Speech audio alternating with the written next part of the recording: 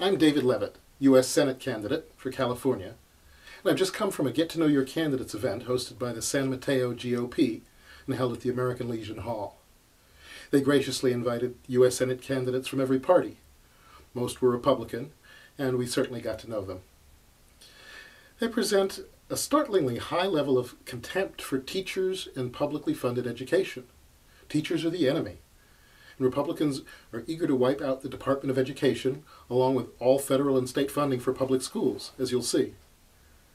They never talk about investing, not in education, not in infrastructure, and certainly not in 21st century energy jobs. And when they speak of choice, it's never a woman's right to choose. It's either a choice of schools in a free market with homeschooling as an option, or as part of a joke. I am the only conservative candidate, now listen carefully, that's pro-choice. I believe every American man and woman has to choose between a Smith & Wesson and a Remington. And to be frank, they offer high doses of unmasked homophobia, Islamophobia, contempt for immigrants, and some racism. So please, get to know your Republican U.S. Senate candidates on the ballot in California. Now we all have a front row seat in watching the teachers union and the administrative bureaucracy bankrupt our children and our future generations. So I spoke about the key principles, right? Freedom and free market. We must restore freedom in the free market to education. We have to give parents choice. We have to get parents engaged. We got to give them the ability to put their kids in a school that's successful, and that will raise the bar for schools across the board. Return education to the local level. Wipe out the Department of Education at the federal level. Wipe out the bureaucracy at the state level. So these public schools are taken over essentially by people who are antithetical to all of our foundations. And maybe not the lower level strata, but the upper strata.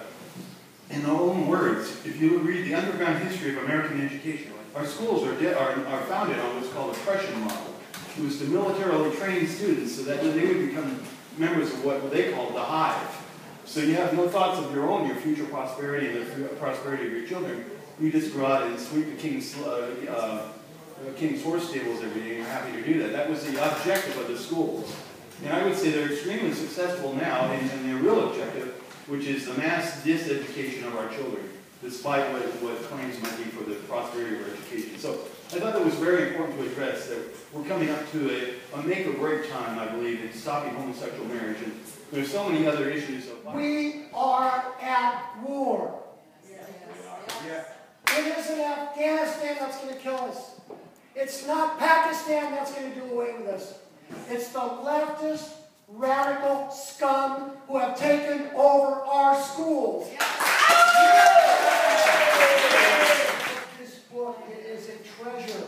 Before you go today, you see me, and I'm going to give you an autographed copy of a book that will change your life and will tell you who I am. And while we're at it, since we're on limited government, wipe out the Department of Energy, Housing and Urban Development, Department of Commerce, then go after the agencies, National Labor Relations Board, EPA, and on. You judge a man by the company that he keeps, by the friendships that he has. And my best friend in America today is Sheriff Joe Arpaio. We don't need any more prisons like the lady talked about here. It's Tent City for these clowns. They fired me 20 different times from my position as a teacher in LA City Schools. I had Congressman Rohrbacher. I had other conservatives write to the superintendent of schools. You better get him back in. And they did. This is my pledge to you. Read what it says. I will oppose Sharia law.